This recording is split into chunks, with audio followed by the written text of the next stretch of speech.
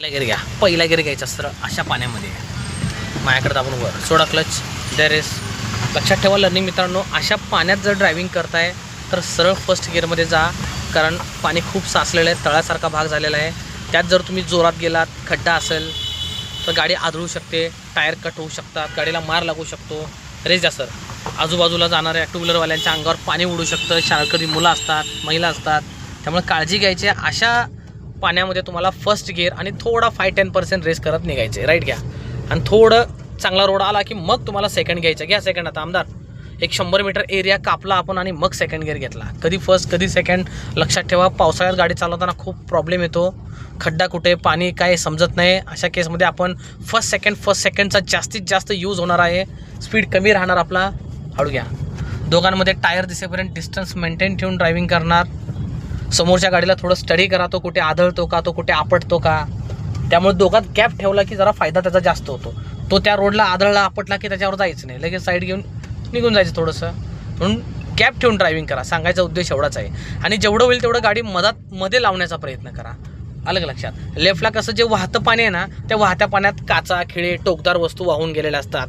Okay, road cut झालेला असतो बघा, त्या टायर कट होण्याचे चान्सेस असतात, कापतात टायर. अशा केसमध्ये आपण पहिला गिअर घ्या क्लच दाबून. आता तुमच्या लेनमध्ये अडचण आहे, बरोबर ना? येस. मग तुम्ही थांबून घेणार, बसला जाऊ देणार. वळवा राईटला थोडं एक राऊंड, बस. सोडा क्लच. द्या रेस द्या. समजलं काय केलं? ज्याच्या लेनमध्ये अडचण आहे लर्निंग मित्रांनो, ती व्यक्ती थांबणार. रेस द्या. आपल्या लेनमध्ये टेम्पो होता, आपण थांबून घेतलं. जोरात रेस द्या ना सर. घ्या राईटला. बसला आपण जागा करून दिली. सेकंड घ्या क्लच दाबून फटाफट. येस. फर्स्ट गिअर अगदी नावाला नामदारी, स्टार्टअप घेण्यापुरता. चांगला रोड असेल, रिकामा असेल, लगेच सेकंड टाकून द्यायचा. जेवढं तुम्ही जास्त गिअरमध्ये चालवाल तेवढा ॲव्हरेज चांगला मिळणार.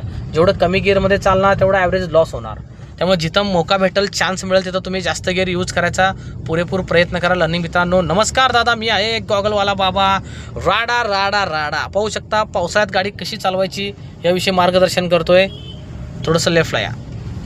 तुम्हाला एक गाडी शिकायची आहे, कॉल करा. सिंहगड रोड, धायरीगाव, पुणे. पेजला नवीन असाल तर फॉलो करा. इन्स्टा, यूट्यूब व्हिजिट करा.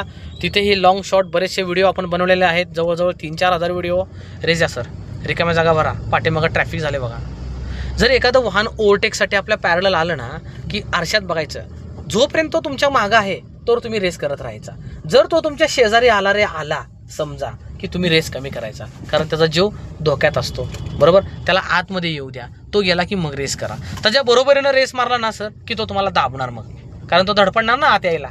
येस. त्यामुळं दरवाजे घासू शकतात. त्यामुळे अशा केसमध्ये आपणच माघार घ्यायला शिका. आपल्याला राईट जायचं. आता खरी परीक्षा. राईट घ्या थोडंसं. T type main road crossing.